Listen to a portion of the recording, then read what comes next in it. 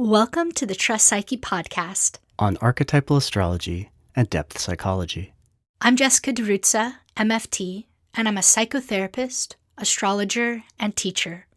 I have an online psychotherapy practice that includes astrology with individuals and couples. I also offer supervision and consultation to therapists. And I'm Travis DiRuzza, PhD.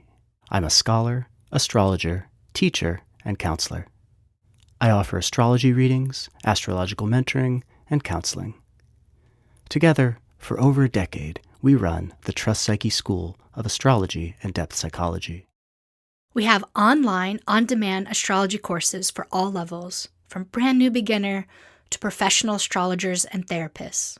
You can find us at trustpsyche.com, where you can enter your email address to receive all our videos, podcasts, articles, and events to your inbox. Follow us on Instagram at trust.psyche and on our YouTube channel, Trust Psyche. We love creating cosmic content for you. Thanks so much for being here with us. We hope you enjoy this episode. And we're back from outer space. We had a baby, and we're breaking the seal on episode 48, July 4th. Fuck America. I mean, like, fuck, comma, America. Ugh. And we're so happy to be here. Absolutely. Happy to be here with you, Jessica. So we decided that we missed you so much, and we just celebrated Travis's 43rd birthday, and I wanted to do an astro check-in with him, a solar return reading, and we thought it would be fun to share that with all of you so that you could join us on the ride, but also get to hear what it's like when we use astrology to check in with each other. Sounds great.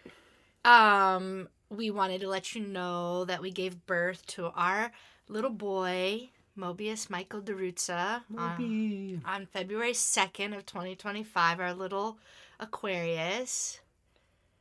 He's such a sweetie. Cutie. Yeah. Oh, that's the sweetest. We love him so much. And his older sister, Luce, who's now 4.5, is also doing really well. And it just feels good to have our family be complete and be here. And we're just super stoked that we're doing this episode today. It's great to be back. So we have two announcements before we do the reading.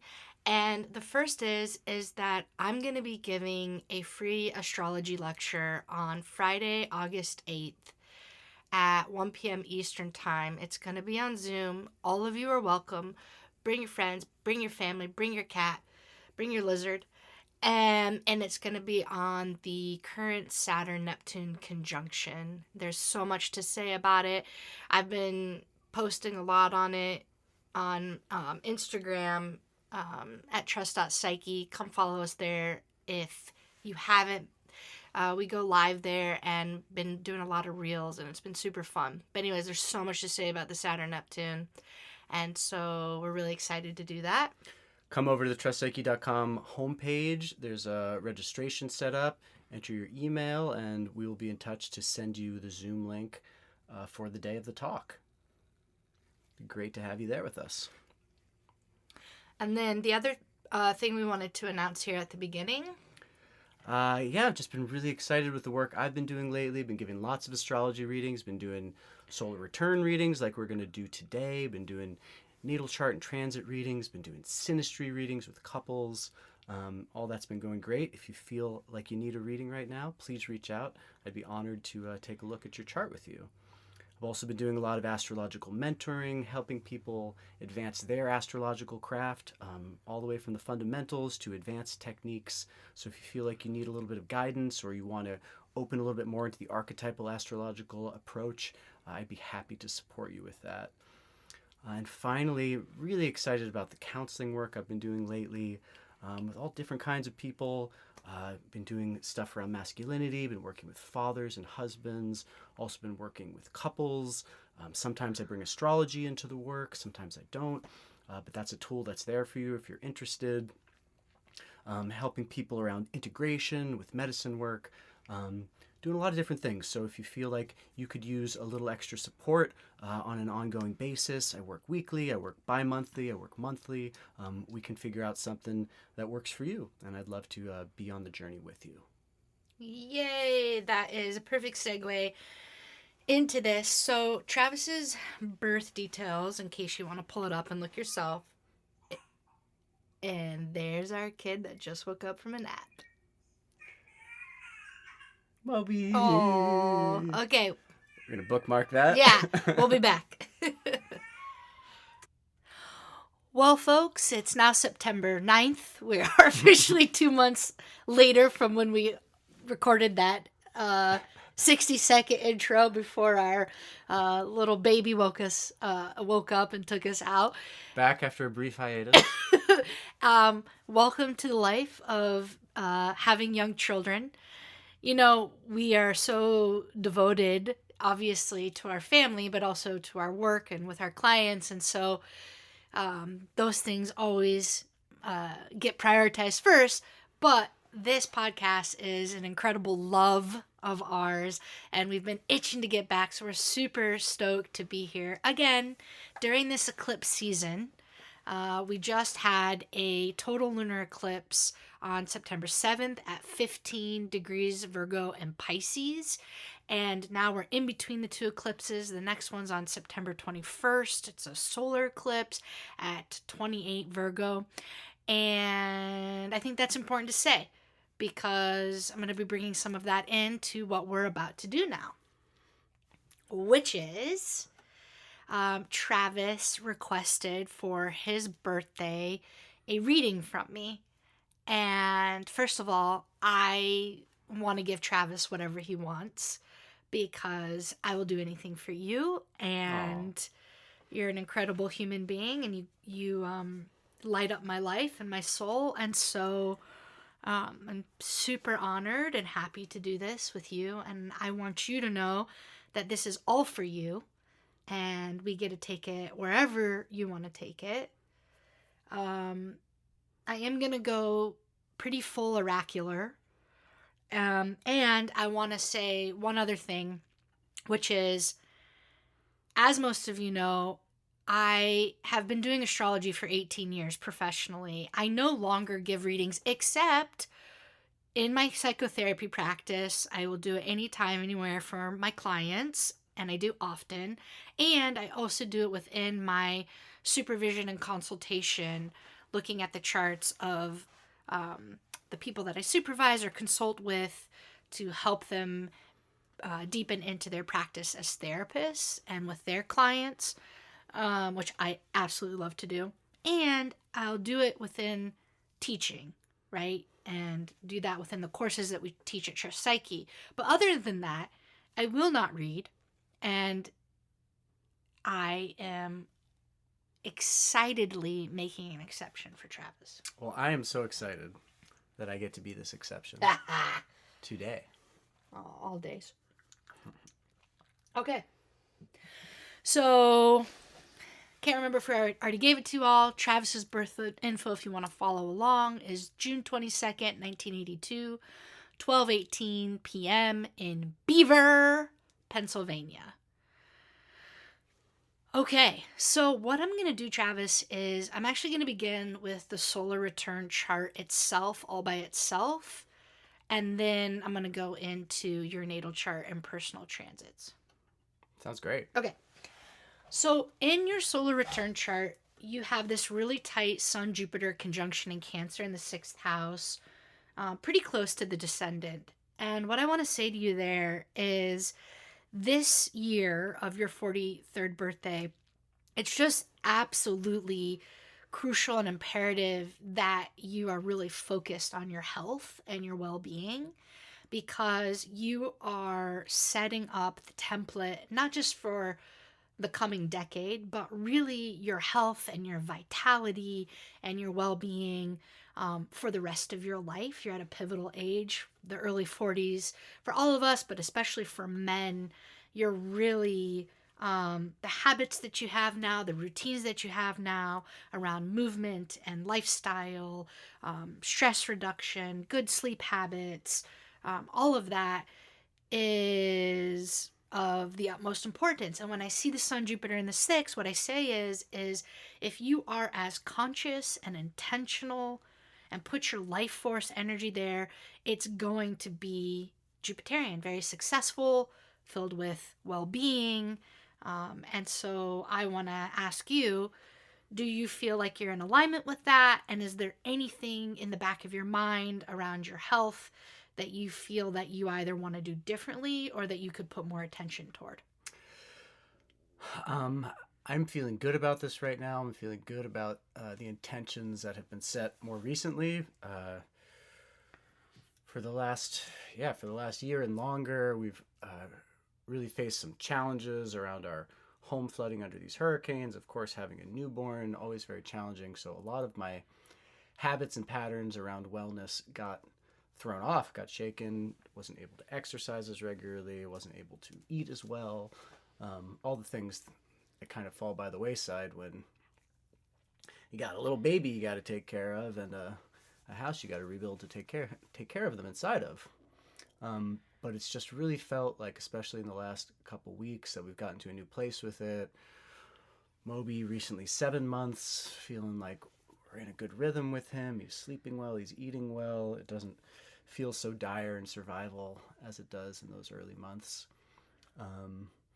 And yeah, and our home and domestic situation also dialed back in. So it's feeling like a new chapter is opening up here, and it feels favorable for some of what you're talking about, putting focus on my own wellness. It's certainly something I've been missing. So I'm happy to see that, and I'm happy to open the reading with that. It feels in alignment.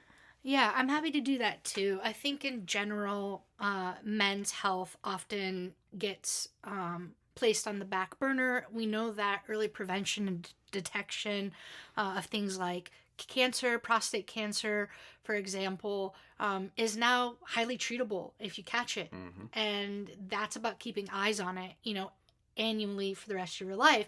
But something I'm really picking up on here is how it's in Cancer and how much you were tying in your well-being with the well-being of your child, in this case your newborn.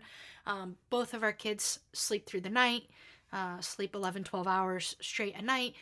They go to bed at an early time, and because of that, because they are doing well, which is the Cancer piece, and of course you're a Cancer and you have a sun and moon in Cancer, so much of your identity and well-being at this phase of life is tied into how your children are doing. And I just really feel that here in this Sun Jupiter Cancer sixth house placement of like, you're on track because they're on track. I feel that too with what I mentioned around the home, just the infrastructure of the home in general, that being our nest where the family is, and just feeling like, after a lot of challenges and a long dark night, we're finally reaping the blessings of our hard work, and especially in those Cancerian areas, feeling safe and settled in our home, womby with our family. Well, I will say that the challenges that you're speaking to in this chart are definitely Saturn at 1 degree Aries in a very tight square to the Sun Jupiter. So all of the hardship and the loss of the home and the struggle on the long dark night and having to go really down into the darkness and in the abyss, to have lost all of your possessions, your piano, your bookshelf, so many things that have been important to you. That's the square that's there. And of course, Saturn is conjunct Neptune in the sky for everyone. And this Saturn-Neptune conjunction is square your sun by personal transit and exact here in the solar return chart, which then says to me, you are going through your own personal dark night of the soul, where you are going through a profound spiritual maturation around your identity and sense of self and egoically. And it is naturally composed of a lot of loss and even failure and defeat, or feeling crushed or crestfallen by the waves of life that are beyond your control, like hurricane flooding and other personal things you've gone through this past year. And how you're in a point of both like testing of your faith and spiritual crisis, but also like having to grow through these different tests that you've been through. Yeah, it's been really interesting to tune into this Saturn-Neptune and the sequence of it as well. It's, yeah, in the early days of the transit, it was really showing up. Saturn in its form of negation, Neptune in the form of water. It was just really hard on the front end of the transit, but really feeling now how it's shifting into a deeper integration of the two principles, that Saturn's starting to show up as these firm foundations that we've rebuilt, and really just entering a different chapter of the transit. I've kind of been reflecting on this, that those sorts of like chapters within the transit is the astrology gives us some hints, but it doesn't necessarily spell it out. I think if I was at a different point in my life, having made different choices earlier, maybe that Saturn Neptune, maybe the positive part of it might have come in on the front end, and then at its climax, like everything might have unraveled. But I've just been kind of reflecting on, with the own setup of my life and the choices that I made, it happens to be front loaded with a lot of challenges, and it feels like already here at the exactitude of the transit, I'm seeing a little bit of light because there was so much of that on the front end. Mm. Well, I want to bring in two other pieces of the solar return chart that are kind of connected to all of this in its own way. And that is, I want to bring in how the moon and Venus are conjunct in Taurus, really tight, within 2 degrees in the 4th house. And when we see moon and Venus, that beautiful astronomical event of the moon and Venus together, the crescent moon, one of the most beautiful things in the night sky. You kind of feel that beauty in your heart, for those of you, of course, who've seen that. And it's in Taurus, so it's ruled by Venus, and it's in the 4th house, ruled by the moon, Cancer. And what I would say to you is, it says to me that when you take care of this 6th house, Sun, Jupiter, and Cancer energy that we just talked about, around health and routine, and the way that you're showing up for yourself in that way, like that then directly ties into this moon Venus in Taurus in the 4th, which says to me that this is supposed to be a year of relaxation and enjoyment of the pleasures in life. To take it easy, to downshift the nervous system, to relieve the pressure so that you can have the experience of ease and smoothness, enjoyment, and again, pleasure, and pleasure of all things, pleasure sexually, pleasure in the home, pleasure with all of us, with me, with the children, the love of the children, the love of the family, the love of all being together in a sweet, tender, loving nest of our home. It's definitely has more of a quality of being a bit more interior, home-bodied, really enjoying being in the home with the family, but it being luxurious at the same time, like good food and whatever it is that makes you feel comfortable, your favorite slippers, your favorite blanket, your favorite tea, your favorite drinks, and like that lushness of basking in that, especially after all of the incredible hardship of the past year. I'm just noticing too how many of the planets are in the lower hemisphere of the chart, all but Mercury and Mars. Just underlining this kind of more personal and inward emphasis of the solar return chart. I will say this, that Uranus is in Taurus as well, and it's still technically there in your 4th house, about to move into the 5th. And what I would say there is some element of surprise. There is going to be some kind of unexpected twist in the plot around home. And I know that can maybe feel a little destabilizing or uncomfortable, just because of already how much destabilization there was with the loss of the home, 3 times over last year. It was such an extreme experience. But what I want to say is, because I see the moon and Venus there, and because I see the sun, Jupiter, I don't feel fear around it. I feel more of like a playful openness of, as long as you keep an open mind and posture, there's some kind of delightful, playful trickster that wants to come in that like just brings some element of like, whoa, you didn't see that coming, but like in a good way. Yeah. Feels like it's on the precipice of something too, being there at the anaretic degree at 29 Taurus, making its last little incursion here into Taurus before it moves fully into Gemini. Feels like, yeah, on the precipice of that kind of chapter break, something new coming in the fourth there, as you're saying. I want to bring in 3 more elements of the solar return chart that feel imperative to me before we go into the transits more specifically. That is next going into Mercury in Cancer. So we talked about the Sun, Jupiter in Cancer in the 6th on the descendant. Well, now we're in the 7th house, the house of relationship, one-on-one relationship, partnership, marriage, but any intimate one-on-one space. And with Mercury in Cancer there, what that says to me is 2 things. One, you gotta talk about your emotions this year. You need to lead with how you're feeling and what's going on in the inside of you, in the interior landscape of your life, with those that you are close with. So with me, with your parents, with your clients, like your emotional vulnerability and transparency is a guidepost at this time for your health and well-being, but really your connection with other. And that will naturally elicit other people to be more vulnerable and transparent and open with you, which brings me into the second part, which is that's an ideal placement for doing one-on-one work, right? Like Mercury in Cancer in the 7th says you're offering a very tendered space holding emotionally, relationally, that, going into dialogue with all of your clients, which has definitely been happening with your readings and your counseling. Yes. There's been a lot of emotion coming through in those sessions. I know that there's been a lot of tears on both sides and deeply joining people with how they're feeling. And to me, that's that alignment. Yeah, I'm seeing it in that square to Chiron as well.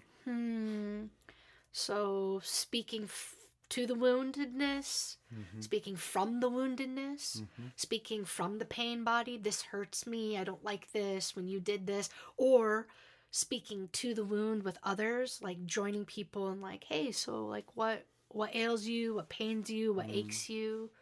I know you've been having really important conversations with people in your life that are, I think, the most vulnerable you've ever been in sharing, and I think also the most vulnerable they've ever been. I think I've seen your friends really come to you increasingly in confidence. You've always been that person for people in your life, but I think now that you do this for a living, you, like all of us, kind of have this aura about you where when people are suffering, they call you now.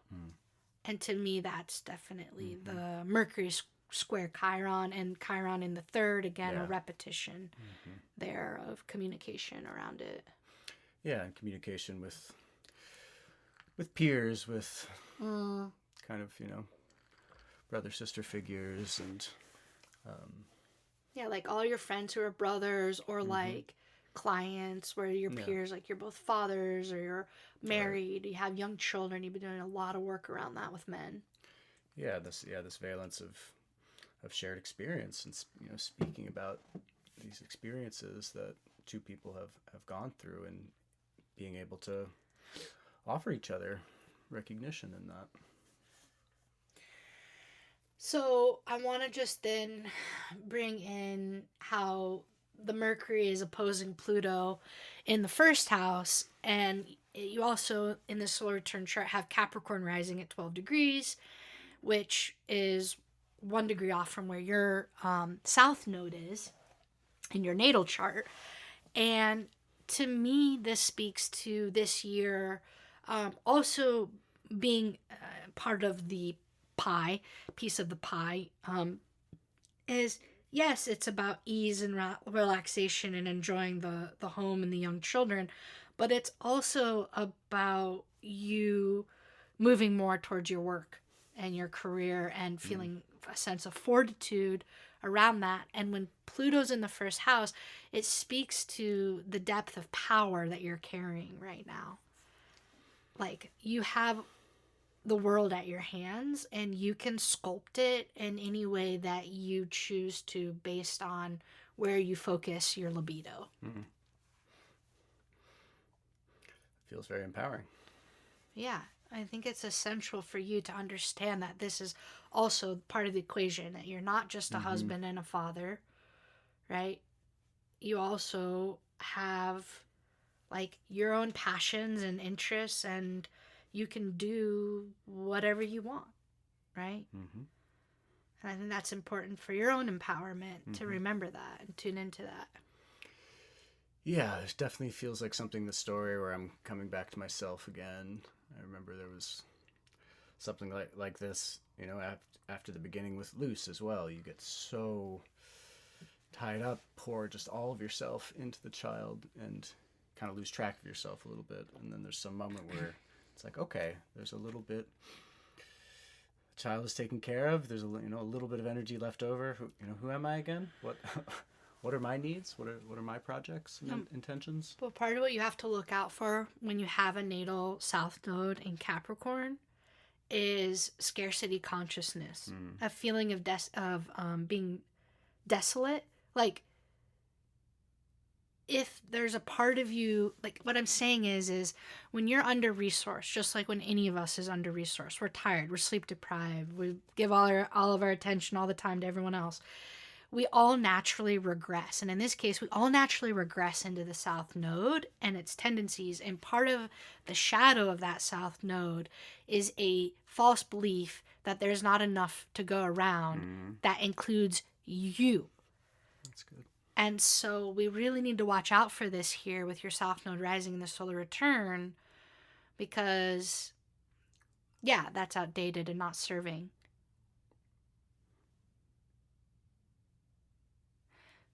So I want to bring in the last component, which is in this chart, the South Node in Virgo in the 8th house and the North Node in Pisces in the 2nd. And what I want to say to you about that is, when the 8th house has to do with other people's resources and you have the South Node there in Virgo, what I would say to you is take advantage of every opportunity you have that comes your way through other people. Work really hard at it, infuse your magic into it, and you will open up the 2nd house of spiritual prosperity and wealth and value that, yes, does translate into a financial component, but so much more, that feeling of worth and belonging, you know, spiritually, metaphysically, meaning wise, being connected to the all and to the collective, and just saying, like, a little goes a long way if you apply that Virgoanness that you so beautifully carry with the Virgo ascendant in your natal chart. Like, yeah, it doesn't take much for you to make magic happen. So do it where you can, when you can, and be efficient about it in a good Virgo sense. But yeah, don't forget to do it. All right. Okay. So now let's look at your personal transits. Do you want to say anything else or ask anything else before we move on? You can do anything you want. This is for you. Ask me anything or say anything.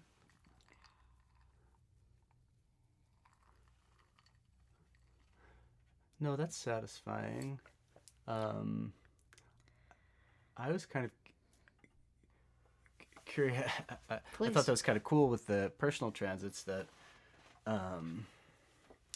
this is a solar return reading, and when we first began it, it was a little bit closer to my solar return.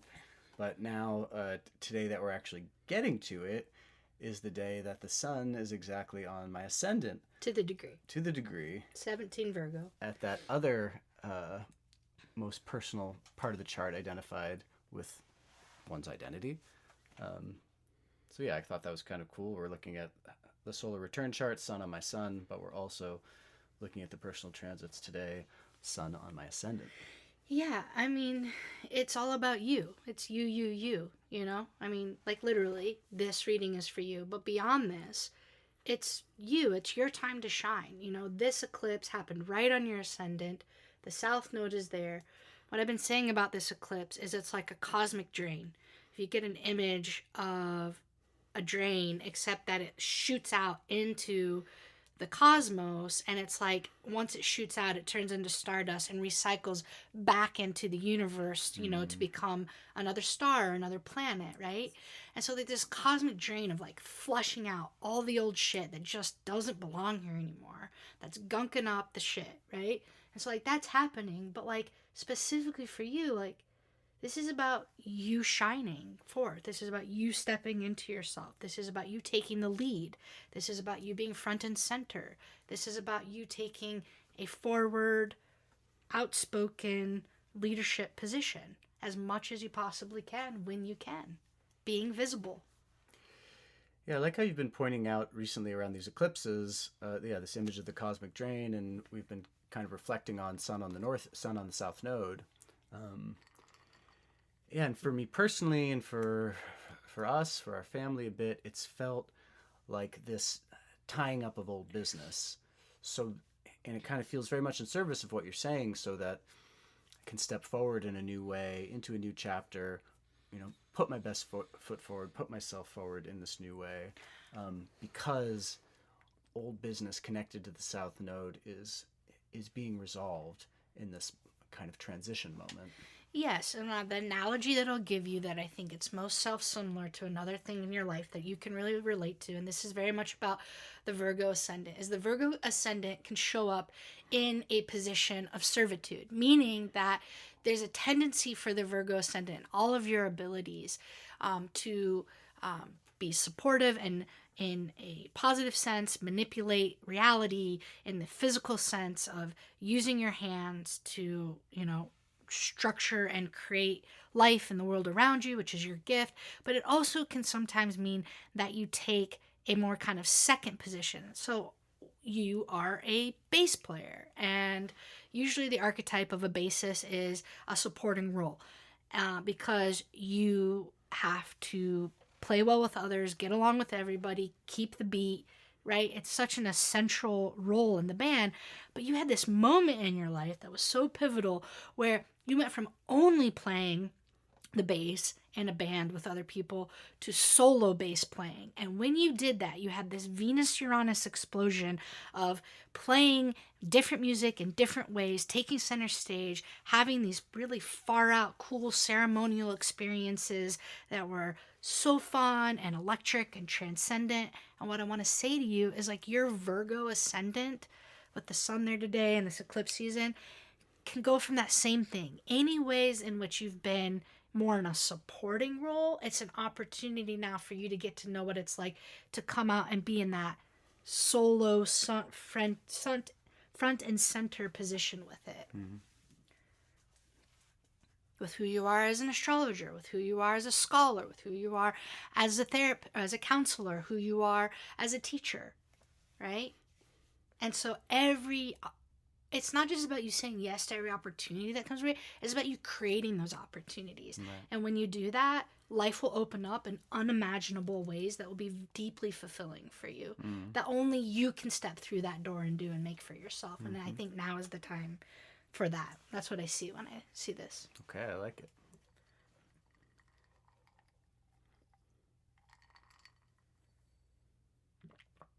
Do you want me to keep going? Please. Of course, I see transiting Jupiter conjunct your moon, which is one of my favorite transits. It's such a blessing. It's such a gift of abundance and prosperity. Loving this transit. Right? Yeah. It's an amazing transit. It's the 12-year anniversary of our love. Mm-hmm. So Jupiter's returned back to the place it was when we fell in love, which is just so special, right? To fall in love under a Jupiter moon transit. What I want to offer to you is this week, I want you, and after this reading, to take time in your meditation to go back to that time and feel in your body and feel in your soul how that time felt to you. What you loved about it, what it felt like, what your experience was, what titillated you. And I want you to call in and invoke that same energy now with where you're at in this, completely different chapter of life 12 years later, but know that you can have that same level of Jupiterian abundance and celebration that you did in that summer of love. I'll take another one of those. Yeah, right? It was freaking the best time of our life. Yeah, and this is great. Jupiter's going to go retrograde and just hang out right there on my moon. So now I want to talk about your sexuality. Okay. So you have incredible transits for your sexuality. I think this is something that sometimes can be more challenging to talk about in a reading. We don't really know how to talk about sex and sexuality that much, but it's so important because it's such a vital part of being human. It's such a vital part of your life. So you have this incredible configuration right now where in the sky Uranus is trine Pluto. Uranus is at 1 Gemini, Pluto's at 1 Aquarius, and then we got this crazy thing going on where the Saturn-Neptune conjunction is in a sextile to both Uranus and Pluto. So what that means is right now transiting Uranus is been in a conjunction, a once in a lifetime transit with your natal Venus at 26 Taurus. Uranus is going to retrograde back. You've been in this transit for a little while. You're now also officially in exactitude of your Uranus opposition, that universal transit in the early 40s that everyone goes through. But it also means that Pluto's been trining your Venus, and Neptune and Saturn have been sextiling it. And this, to me, as an astrologer, would indicate that you are probably having a very robust, electric, deep, powerful, transformative time with your sex and your sexuality. Am Yes. I right or am I right? You are right. Damn straight I am. Wow. You can just really look behind closed doors, can't you? I do have that gift. X-ray vision. But, like, can you speak to as a man and, like, just, you know, what it means to you and your journey around it, like what it's been like for you? I mean, you know, obviously you don't have to go into specific details there, whatever you're comfortable with, but, like, it's such a vital part of who you are, and I feel like there's been such deep awakening there and been very healing. It's been very spiritual. It's been very transcendent. Mm-hmm. And I think it's been very directly tied into just how you feel about yourself. And this is more of the Mars, Saturn, Pluto in your natal chart. But your own moral conscience and evolution seems to be a direct correlation with how free you feel in yourself sexually. And Yeah. I hear Moby, but I'm hoping he goes back down. I'll keep an ear on him. You go ahead. This is a little 45-minute wake. Yeah. Yeah, I think there's deep levels of self-acceptance there that have opened up, of just being accepting and okay about my sexual desire and all aspects of it. Just kind of releasing myself from all the societal taboos of anything being, dirty or inappropriate about sex, or any of your desires being not okay, or something that you have to hold back, or something that you can't talk about. And I think just the deep honesty and trust between us, it feels like our sexuality is able to go deeper because we're able to just share the most intimate parts of ourselves, and to witness and support one another in that. It just feels like this kind of synergistic growth of vitality, that by just finding your way into full self-acceptance, it like allows the chi to flow at the highest rate and frequency. Yeah, I mean, I think it's super important. And I think that Uranus Venus is about freedom and love. And sometimes people look at that transit and it's like, oh, well, that's when you're going to break up, or that's when you're going to want to become polyamorous, or open the relationship, or, it's like, okay, yeah, those are all potential versions. But when you're married and in a committed relationship and a monogamous relationship, it turns into something else. And it's like the relationship itself and our sexuality together becomes the channel through which the Uranus can surge in its Mm-hmm. electric frequency and opening. Mm-hmm. And it's just a different understanding and approach to that transit of like what's possible within the love itself if you find yourself in a loving, committed relationship during this transit. Yeah. Yeah, if that structure is really one that's not going to be rocked and ripped open by the Uranus, well, it still has to come through somehow. So it finds other channels.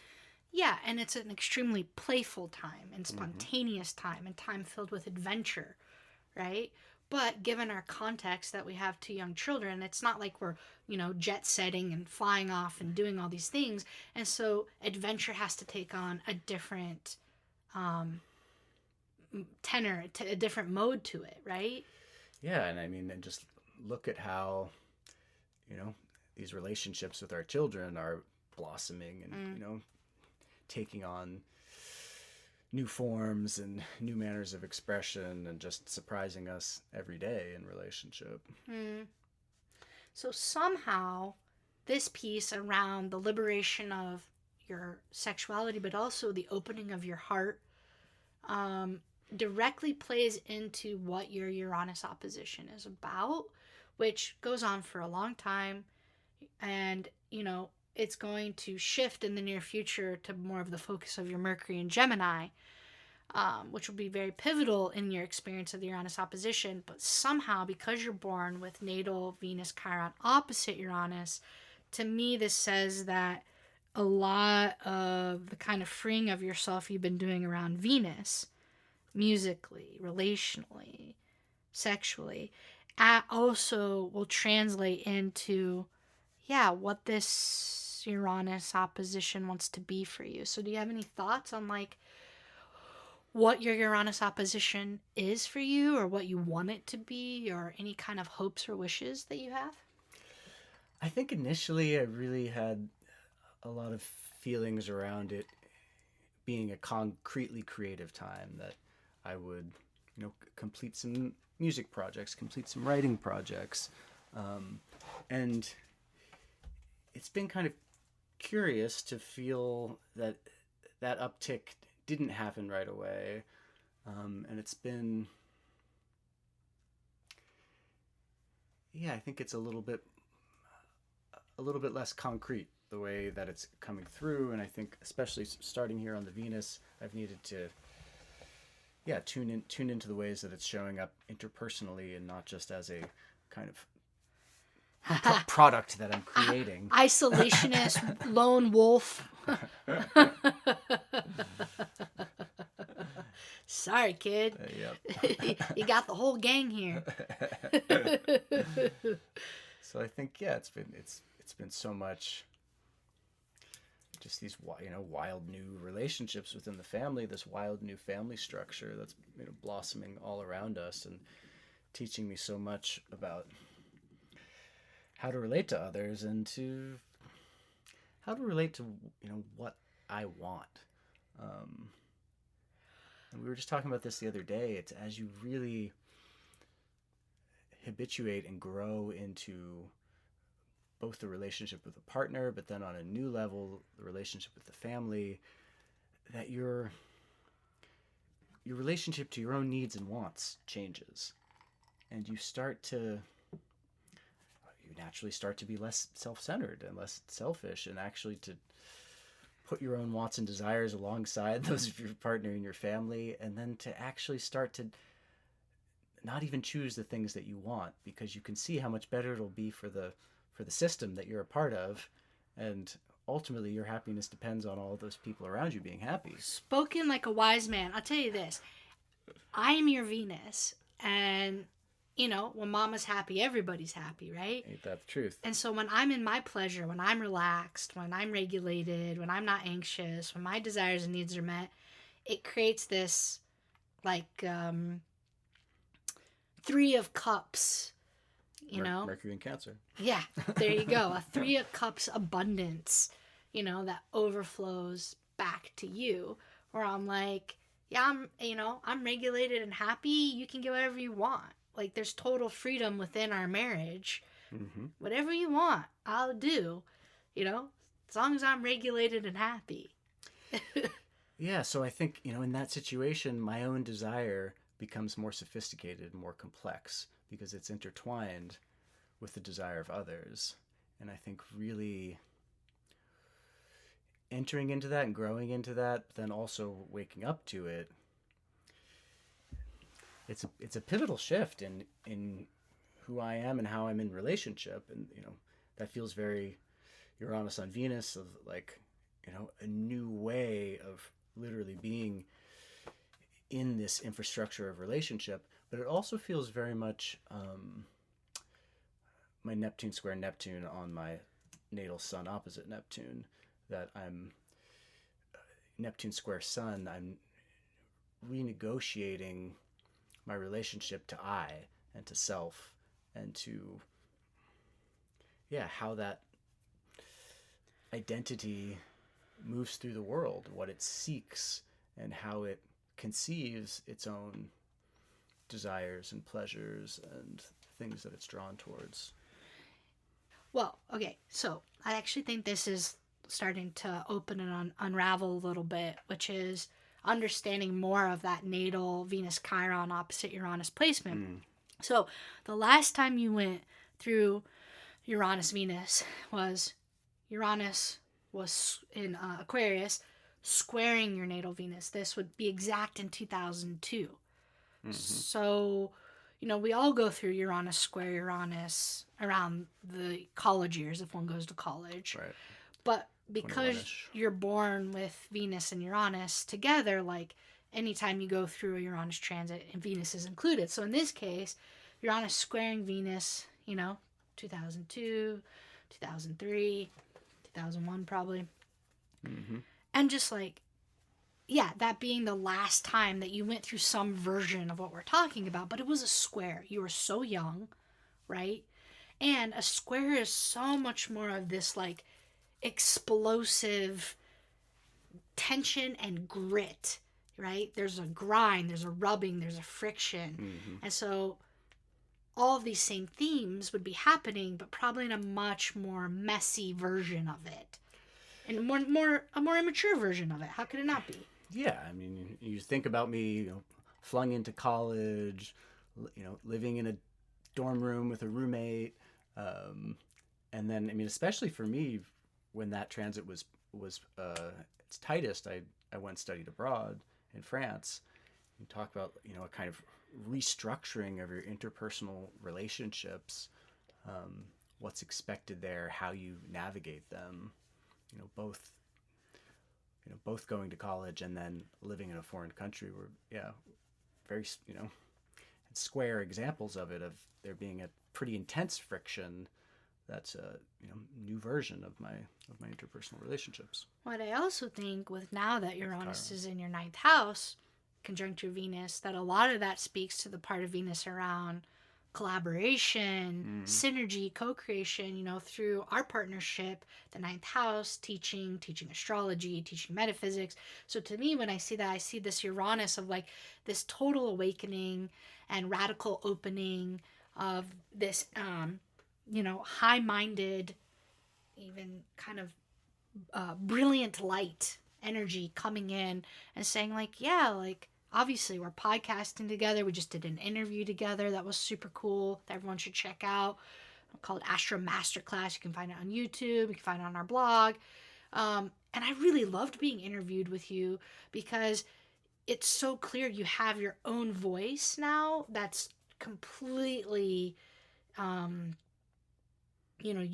you have put in so much scholarship and research and time, and you know and say so many things that are so different than me. And I can feel the daemon coming through you, and this is that connection with Uranus and the daemon. It's like it's surging through you, and I'm excited to teach with you. I'm excited to do the archetypal approach to the signs and houses, but I'm also really excited to collaborate in writing with you. We started writing, and I think if you're willing to tell everybody the cool inventions, like Uranus is inventive, and you've actually had some inventions recently very ninth house inventions, actually. And I would like to really encourage you in this moment to see part of your Uranus opposition as these inventions. Mm-hmm. Galileo turned the telescope to the heavens during his Uranus opposition. You're also doing that in your own way. And so if you'd be willing at all to share some of the things that you've done. Yeah, I've just been working on a calendar project and a tarot project that are connected to one another.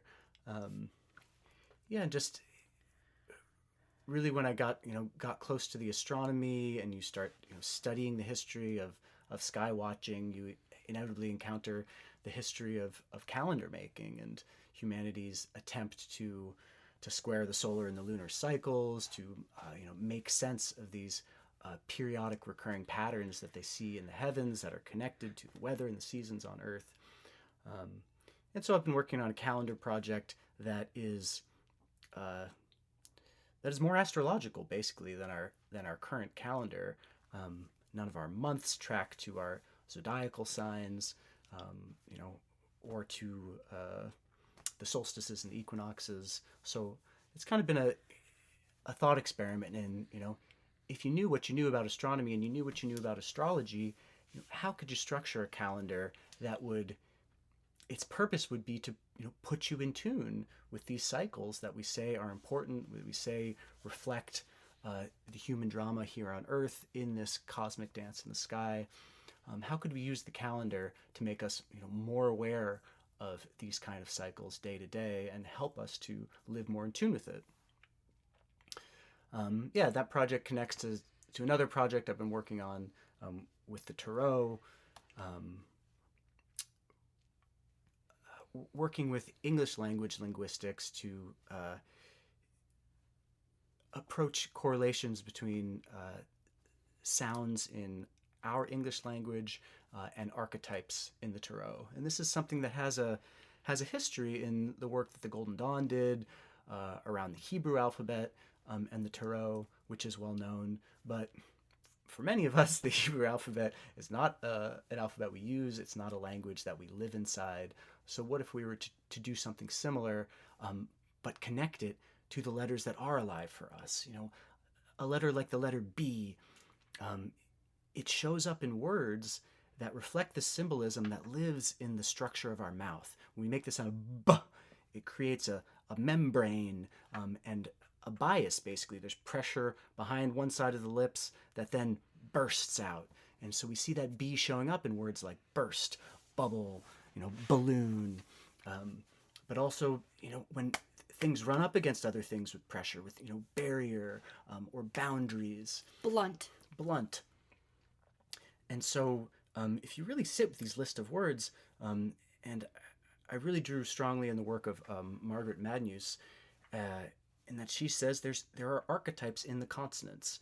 If you look at these lists of words, you'll see that there are classes and clusters of meaning that are connected to the actual physics of the sound and how our mouth makes them. And so in this way we can kind of connect these more universal archetypes of astrology and the tarot to this ultimate material basis that is the foundation of their symbolism.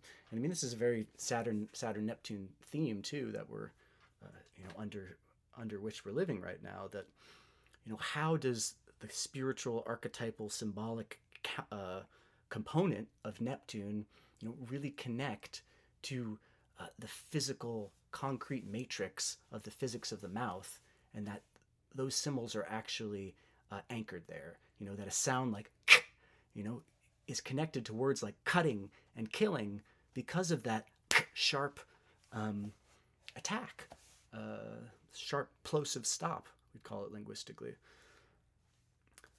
So those are some of the inventions that I've been working on, under these strong Uranian vibes.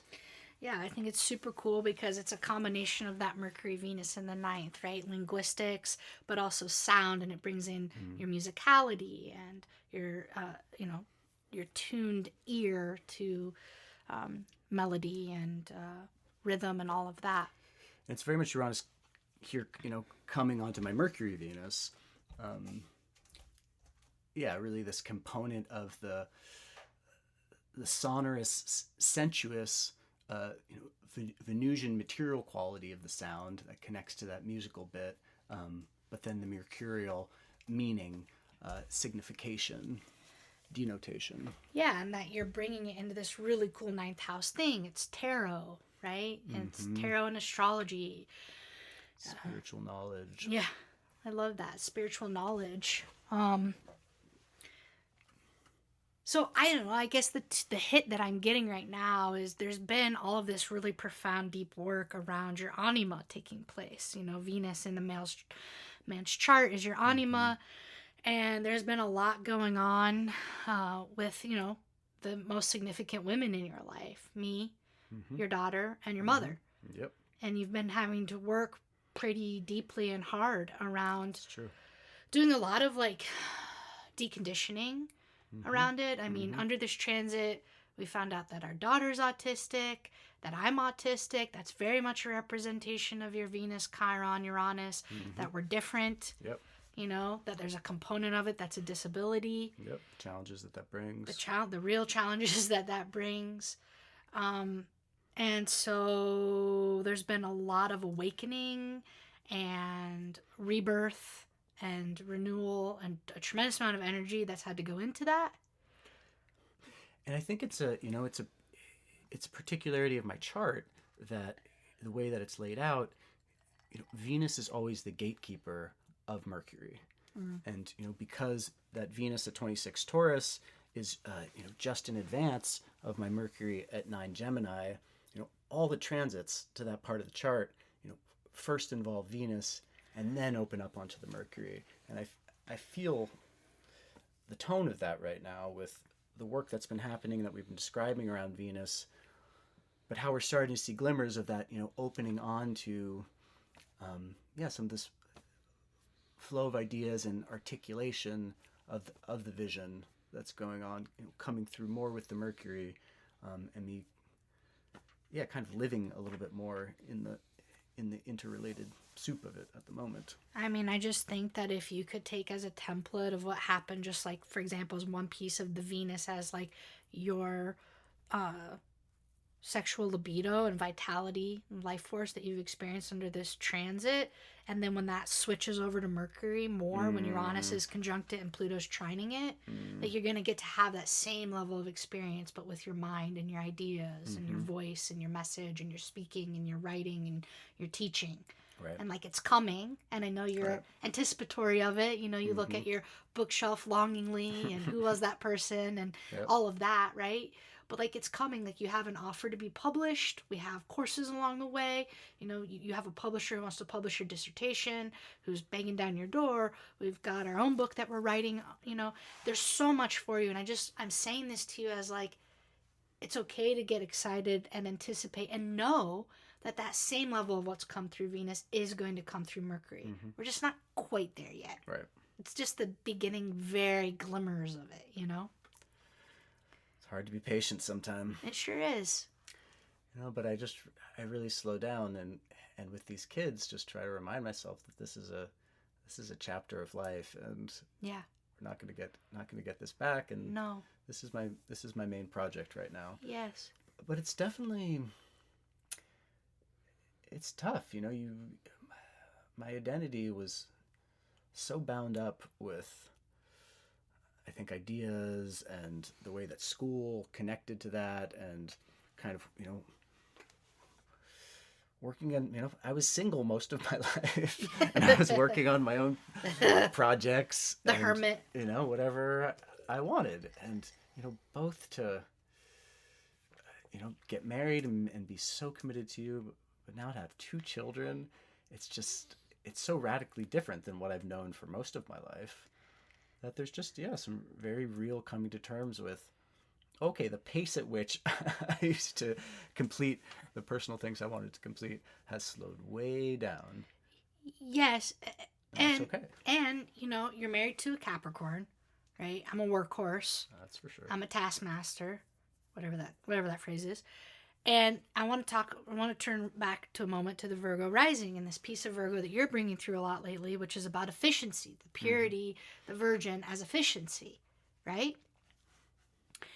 And where I'm at is like, you can do whatever projects you want, but how does it serve the family? How does it serve the business? How do you turn that back into the business? Like, it all needs to be part of an integral whole. Sure. Otherwise, it's like this offshoot thing you're doing, and it's like, I don't have the privilege or luxury to do that. And a matter of fact, it's not even part of my cosmology at this point to fathom doing that. Maybe one day I'll have an unrelated project or hobby. Who knows? Life is long. But at this point, it's like, I'm over here like, hell yeah, publish that book. Hell yeah, give us that calendar, give us that tarot. Absolutely. Like, and I can feel my Capricorn kind of like, oh yeah, don't worry, we're going to ride it out of you. Oh, yeah. Write it and write it. No, I mean, everything we do is part of part of this wild creature that we're creating. That is our life and business. So I'm wondering if there's anything else that you want to have come through.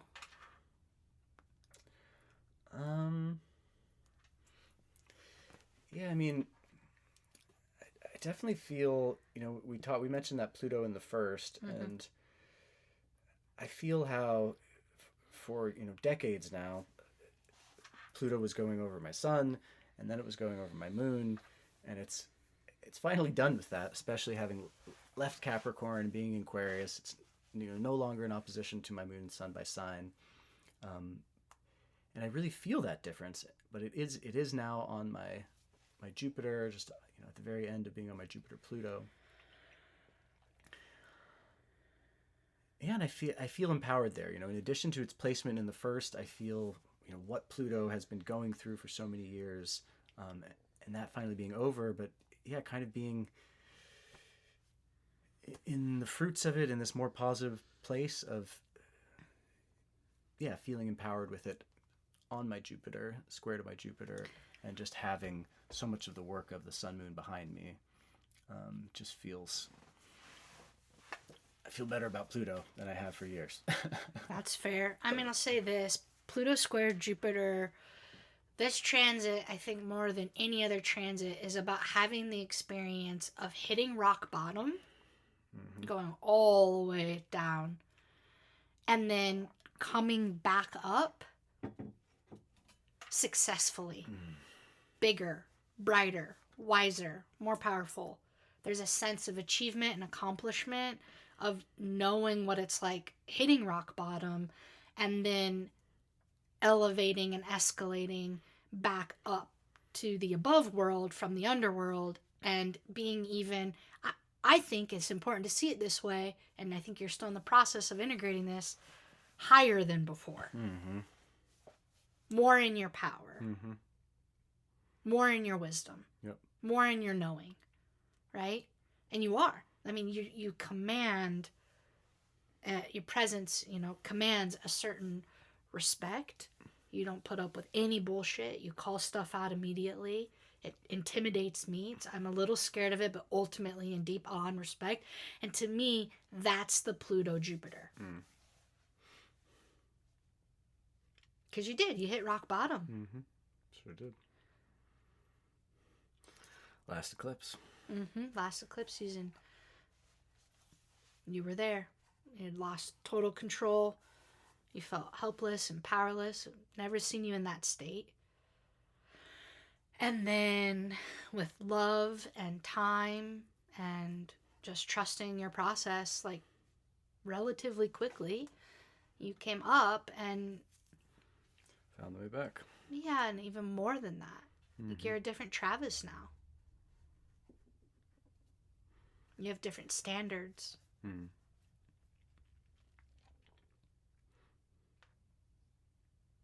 Of what you'll let in and what you won't. What you'll put up with, what you won't. Yeah, I'm curious how it's going to feel on the other side of the Saturn-Neptune. I just have to keep reminding myself, I'm in this Neptune square Neptune midlife transit. that happens to, also be the Neptune square my sun, because I'm Sun Neptune natally. And now, in this period of Saturn going over that midlife transit,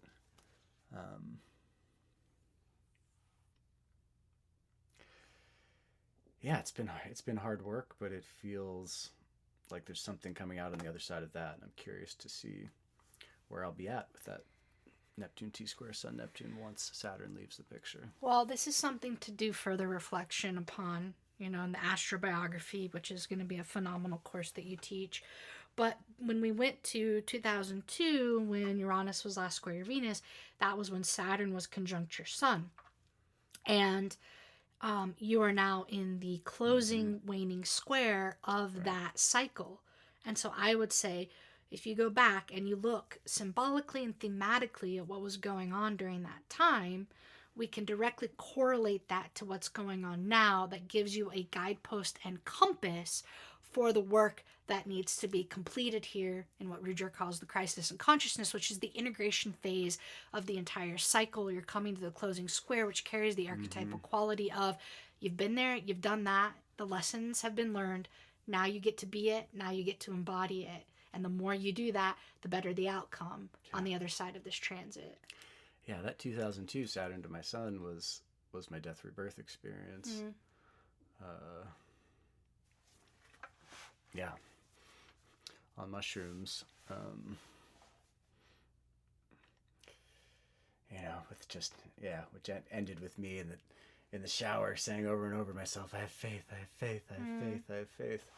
After just being Pummeled? ripped apart, yeah. Dismembered? Yeah. Oh, ouch. But it was a big one. It's very interesting to think that I'm at the closing quarter of the dismemberment of what opened up there. Well, you get dismembered, and then what's on the other side of that is remembering, right?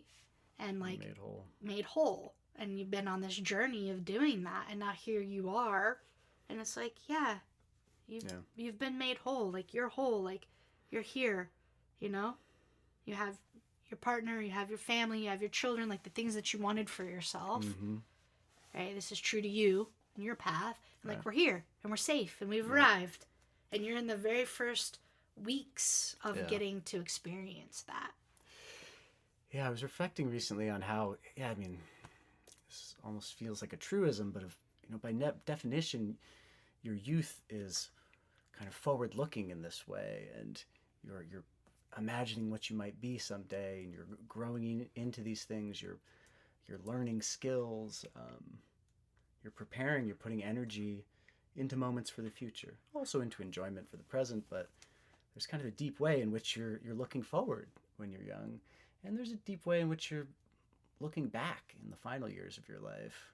But this funny moment where you feel like you're truly arriving in the second chapter, truly arriving, in the middle of life's way, as Dante would say, and really fully stepping into the midlife transits, and it just feels like this chapter marker that both of our children have arrived, that our youngest is far enough along that it doesn't feel like that initial phase of fearing for their survival.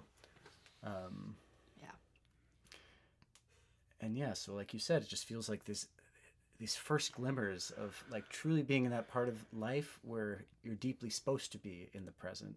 You've arrived with all those things that you hoped for so much of your life. And the point of life at this point is to enjoy it. Absolutely.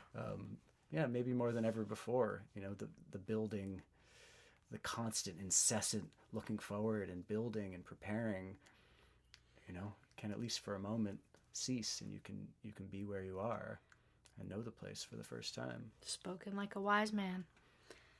Amen to that. That's my prayer for the solar return. I love that. I was gonna say make a wish, but I love that. So it came out as a prayer. Very Saturn-Neptune. Well, Travis, we're coming here to the end for now. Any other last things that want to come through or that you want to say or speak to before we end? I'm just grateful to have you to reflect on these things with. It's one thing in the astrological journey when a lot of us don't grow up inside of astrology. A lot of us discover it one day, to our surprise or not.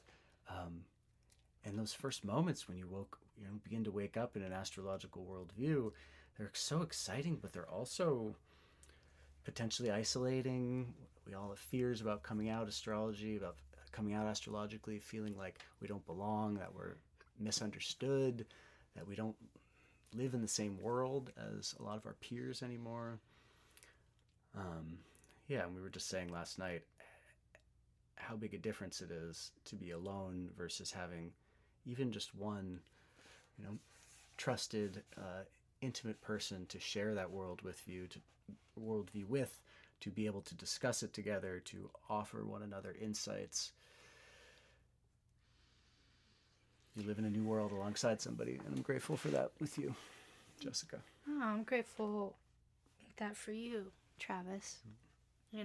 It's such a huge pleasure and enjoyment of my life, to get to be able to just talk about this and be in this and reflect on this. And, I hope that in part what was conveyed today, other than all of the insights and nuggets that anybody could apply to their own transits that you have or are going through that we've talked about today, is also just the natural structure of what can unfold through dialogue when we sit in space like this. It doesn't need to be fancy. It doesn't need to be complex. It doesn't need to be filled with a lot of jargon or technique even.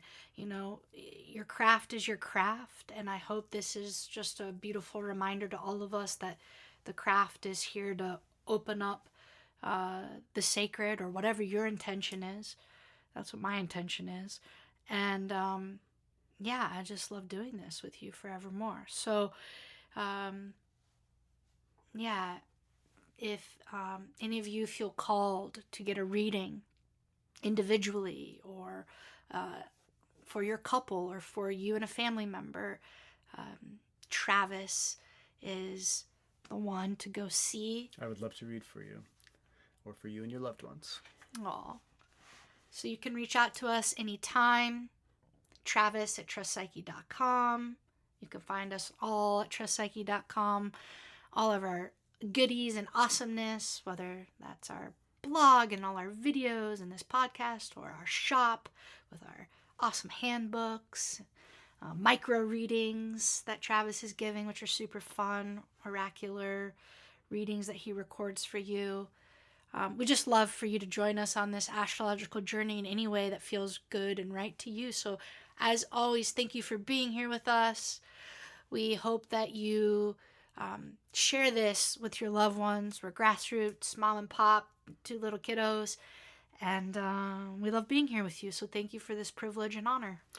All blessings to you between these 2 eclipses, and coming up on the 21st, eclipse on the Saturn-Neptune, and Jessica's talk will be that day, Sunday the 21st.